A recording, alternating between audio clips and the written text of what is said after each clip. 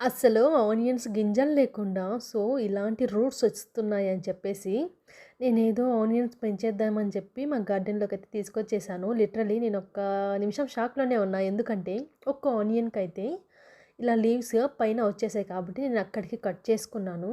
అది తీసుకెళ్ళి పెట్టాను. అది మొలకలొస్తాయా రాదా అనేది నాకైతే డౌటే కానీ, బట్ ఇలాంటి ఎక్స్‌పీరియన్స్ ఎవరైనా ఫేస్ చేసుంటే కామెంట్ చేయడం మర్చిపోకండి. నేనైతే మిస్టేక్ చేశానా? అసలు ఆనియన్స్ గ్రో అవుతాయా? అవ్వవా? ఒకవేళ అయితే ఆనియన్స్ రాకున్నా పర్లేదు. స్ప్రింగ్ ఆనియన్స్ అయినా వస్తాయేమో చూద్దాం. అసలేం జరుగుతుందో. బట్ ఇలాంటివి చేస్తూ ఉంటేనే మనకి కూడా ఒక ఫన్ యాక్టివిటీ లాగా ఉంటుంది. చాలా ఫన్నీగా అనిపించింది.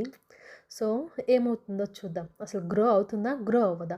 నేను లాస్ట్ టైము రోజా చెట్టు చిన్న చిన్న కడ్డీలు కట్ చేసుకొని నాటానా, అట్‌లీస్ట్ 2 డేస్‌లోనే ఇలా చూసారా చిగురు ఎంత బాగా వచ్చేసాయో. 2 డేస్ టు 4 డేస్‌లో అయితే నాకైతే చిగురు